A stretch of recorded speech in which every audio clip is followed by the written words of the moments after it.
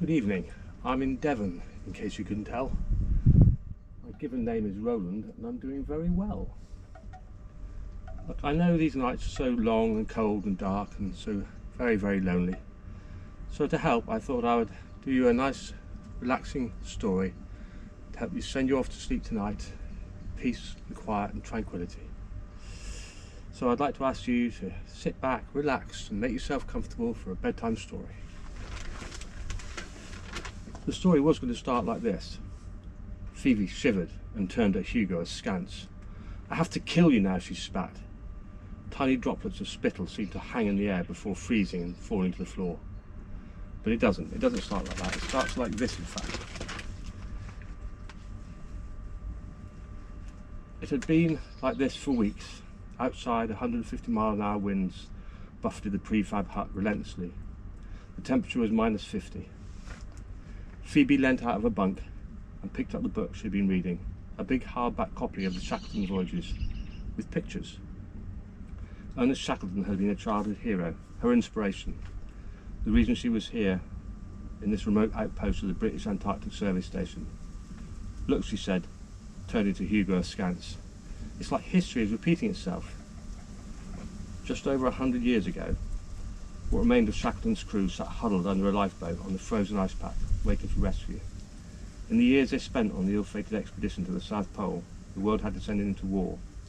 For the men under the boat, nothing much changed, always cold, huddled together against elements, faces black with soot, from the penguin fat they burnt, from meagre heat and the light and the eternal darkness.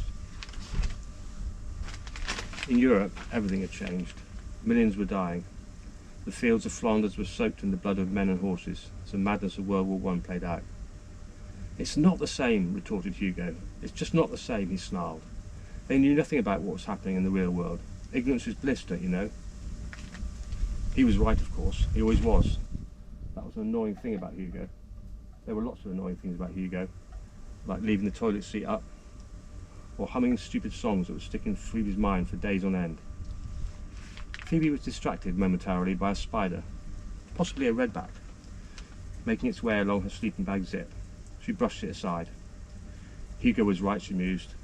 This was different. They'd watched the news unfold like some bizarre reality TV show. The first cases in China, Italy.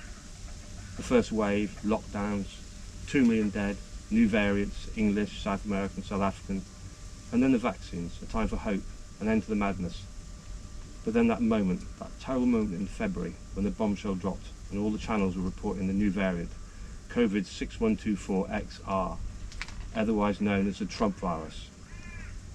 Known as the Trump virus because the first deaths occurred 28 days after Donald Trump returned to Mar-a-Lago.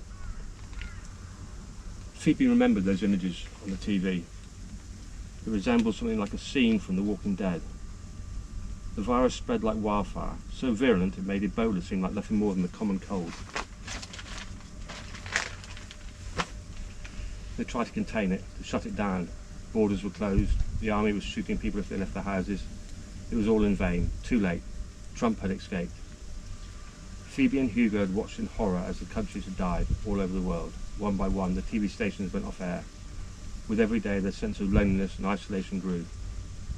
Phoebe glanced at Hugo, her eye caught by a lump of snot hanging in his moustache just under his left nostril. That was another thing annoying about Hugo. There was always something stuck in his beard. Phoebe jumped up, or rather she tried to, but her feet caught in the sleeping bag and sent her sprawling on the floor, landing not very far from the redback. When she had regained her composure, she locked eyes with Hugo, partly in an effort to avoid the snot. "Don't you understand?" she shouted. "We are the last survivors of the human race. If I have to spend the rest of my wretched life with you, there has to be some changes.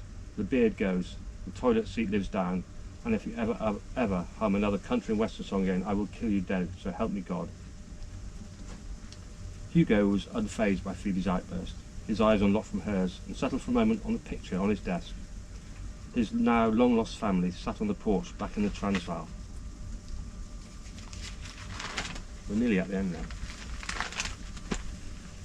He turned back to Phoebe, who lay legs akimbo on the floor. "You know, there are about 800 of us in the Antarctic. There are the Yanks, the Russians, not to mention the Argentinians and the rest. What about the undiscovered tribes in the Amazon and New Guinea? And let's not forget the astronauts up on the space station. We're not the only human beings, and we can start the human race again. We can make it better this time. Do you really think so? Muttered Phoebe. I do. I really do, replied Hugo. Now back to your sleeping bag. You should sleep now. Phoebe crawled back into bed, where she drifted off to sleep, listening to the wind, which had now dropped to about 80 miles an hour. She never heard Hugo whisper, I love you, Phoebe. I really do. And he did. He really did. So much so it hurt. It hurt because 3 months before she'd given him syphilis.